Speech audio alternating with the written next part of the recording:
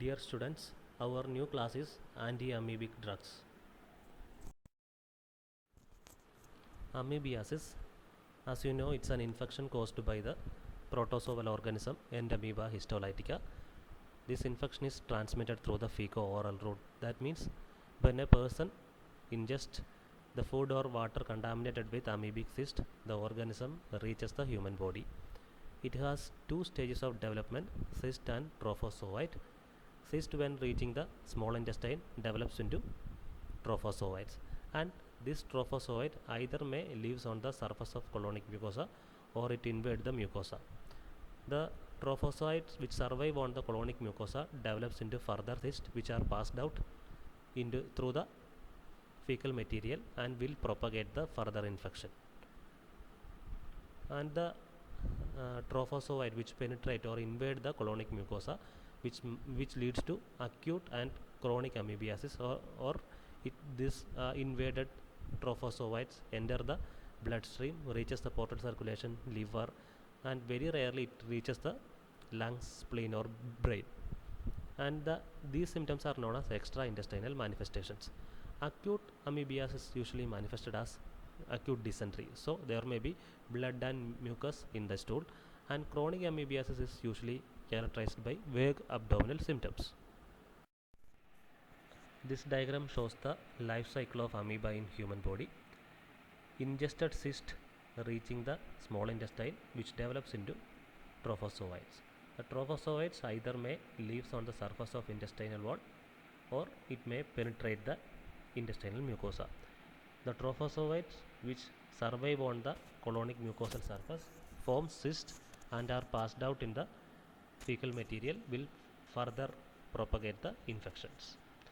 The trophozoite which penetrate the intestinal mucosa, they lead to acute and chronic intestinal amoebiasis manifestations, as well as it reaches the portal circulation and it deposited into liver as well as other organs, so which leads to extraintestinal manifestations of amoebiasis.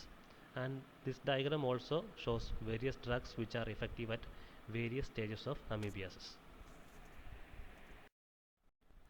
These are the manifestations of amoebiasis. So broadly, amoebiasis can be intestinal or extraintestinal disease.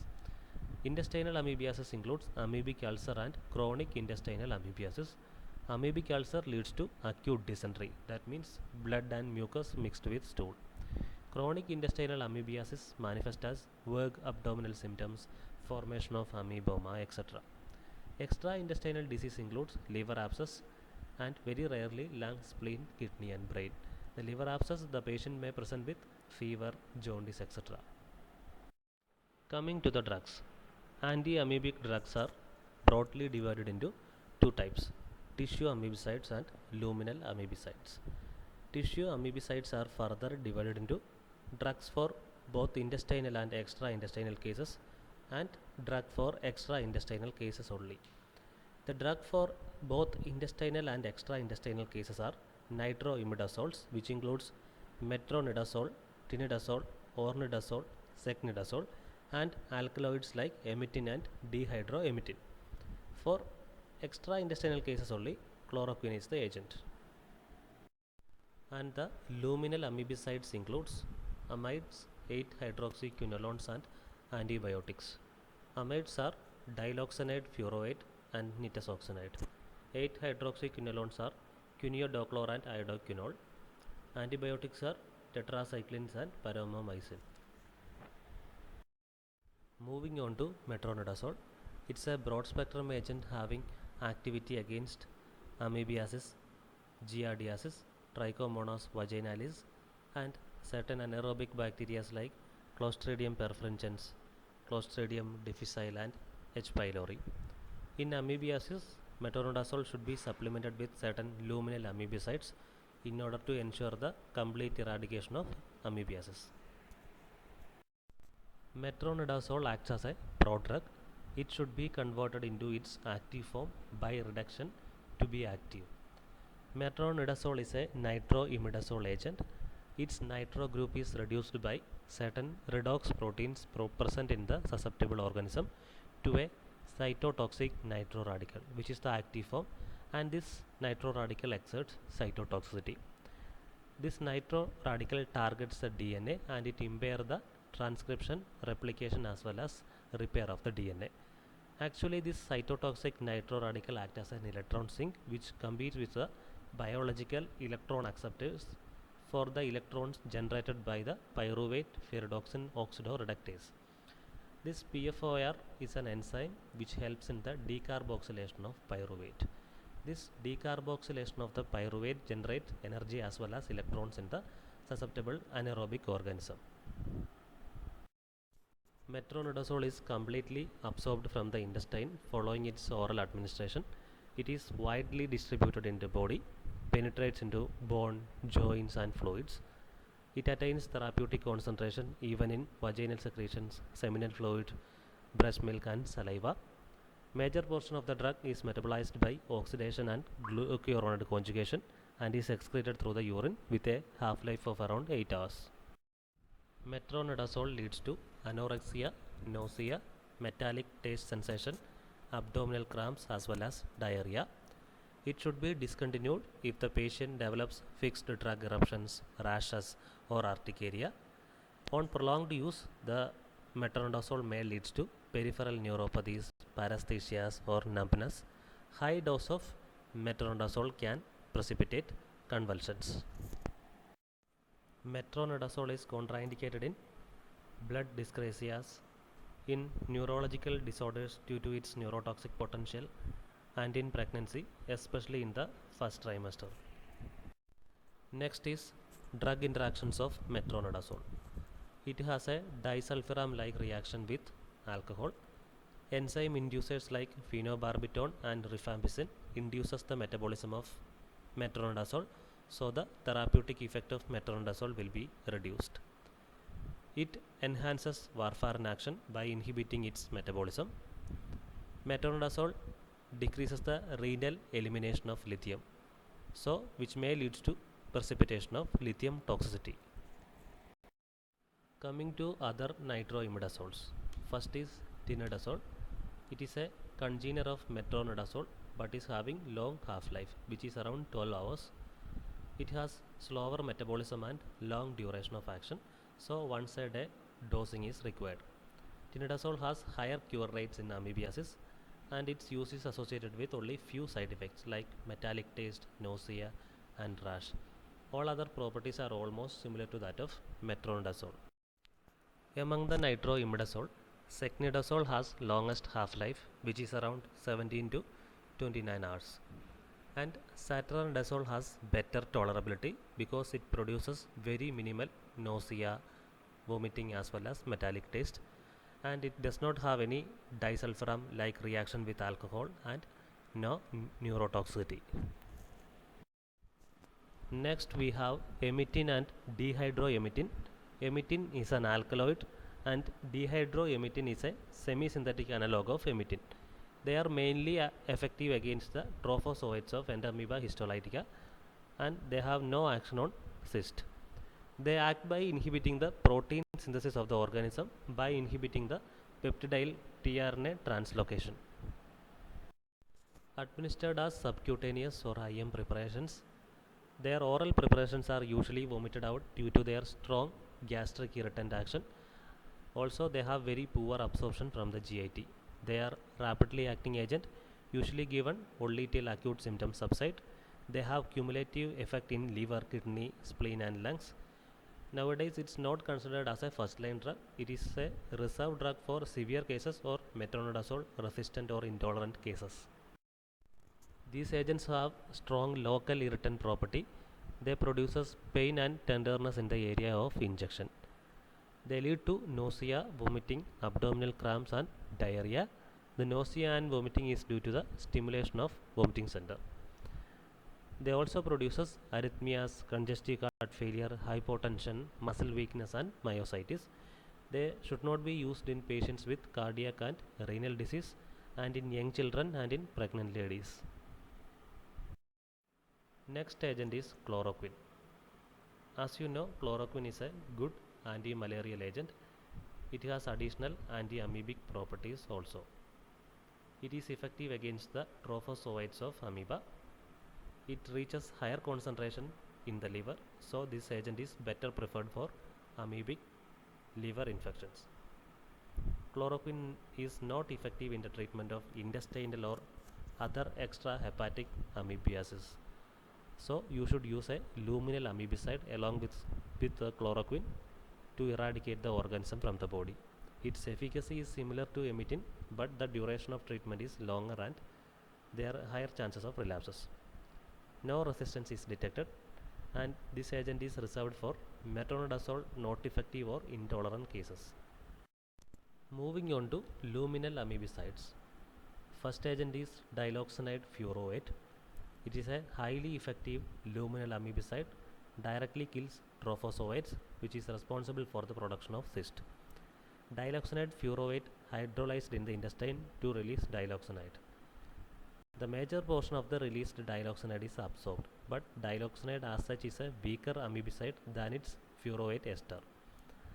The unabsorbed portion exhibits the anti-amoebic property.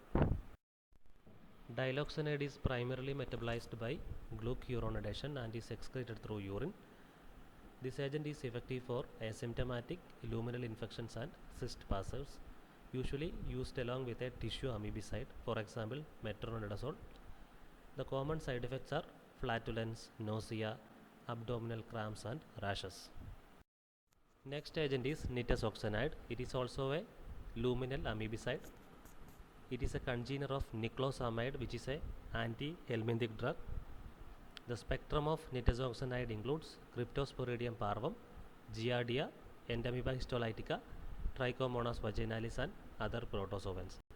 This agent is also active against intestinal helminths and anaerobic bacteria. Nitazoxanide is a prodrug. It should be converted into the active metabolite tizoxanide for its action. It is a PFOR inhibitor. PFOR means pyruvate ferredoxin oxidoreductase. It's an enzyme essential in the pathway of electron transport and energy metabolism in the anaerobic organism. So by inhibiting this enzyme, the electron transport and energy metabolism of anaerobic organism is inhibited. Tizoxanide is conjugated in the liver and is excreted through bile and urine. The common adverse reactions are abdominal pain, vomiting and headache. Coming to paromomycin, it is an aminoglycoside antibiotic. Paromomycin is not significantly absorbed from the GIT or it is degraded. So this agent is excreted unchanged through the feces. Paromomycin only acts as a luminal amoebicide and has no effect against extraintestinal amoebic infections. It acts by inhibiting the protein synthesis, which leads to death of trophozoite. It also inhibits symbiosis flora, so it indirectly inhibits amoeba. In addition to intestinal amoebiasis, paromomycin is also useful for giardiasis, Trichomonas vaginalis and leishmaniasis. Usually the side effects of paromomycin is limited only to the GIT because this agent is not absorbed from the GIT, so the systemic side effects are very rare. It produces abdominal pain and cramping, epigastric distress, nausea, vomiting and diarrhea, and very rarely rashes or headache. Next group is 8-hydroxyquinolines. We have iodoquinol and clyoquinol. Clyoquinol is also known as quiniodoclor. They are effective against amoebiasis, giardia, trichomonas, funguses like dermatophytes and candida, and against some bacteria. They are effective as luminal amoebicides but not effective for systemic cases. Their exact mechanism of action is not clear. Their use is associated with nausea, transient loose and green stools, pruritus. They also lead to iodism due to the chronic iodine overload, which manifests as furunculosis, inflammation of mucous membranes, and prolonged use leads to goiter. Prolonged or repeated use of high dose of quiniodoclor results in a neuropathic syndrome called subacute myelooptic neuropathy. India bans its use in pediatric patients due to the risk of blindness. Countries like Japan completely ban this drug for all type of patients. The last group is tetracyclines. Tetracyclines only have a adjuvant role along with other luminal amoebicides in the management of amoebiasis. They directly inhibit amoeba only at higher concentrations.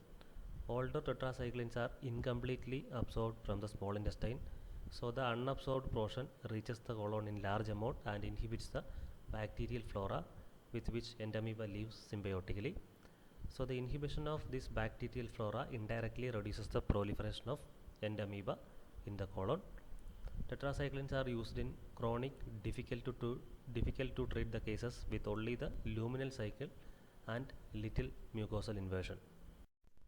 Tetracyclines are not effective in the management of acute dysentery and hepatic amoebiasis, but when given along with a systemic amoebicide, tetracyclines reduces the risk of opportunistic infections, perforations and peritonitis.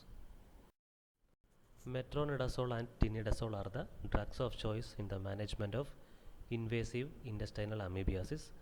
Alternative agents are secnidazole, ornidazole and sartranidazole. Adjuvant drugs for managing diarrhea and abdominal pain should be used. Dihydroemetic is rarely used for more severe cases. It provides fast symptomatic relief. It should be discontinued as soon as the acute symptoms are controlled, and metronidazole should be started. Emetic may also be needed when metronidazole is contraindicated or it produces rashes or neurotoxicity. This should be followed by a luminal amoebicide to eradicate and to prevent carrier or cyst passing state. For chronic intestinal amoebiasis or asymptomatic cyst passers, the drug of choice is diloxanate furoate. A single course of a hydroxyquinolone, for example, iodoquinol or chloroquinol, not more than 2 weeks may be used. If the above treatment fails to clear the organism completely, a tetracycline with a luminal amoebicide can be tried. For the management of hepatic amoebiasis, complete eradication of trophozoites from the liver is essential to avoid relapses. Metronidazole or tinidazole are the first choice drugs. Dihydroemetic can be used if metronidazole cannot be given. Abscess should be aspirated. A luminal amoebicide must be given later to finish the intestinal reservoir of the infection. That's all about the drugs for amoebiasis. Thank you.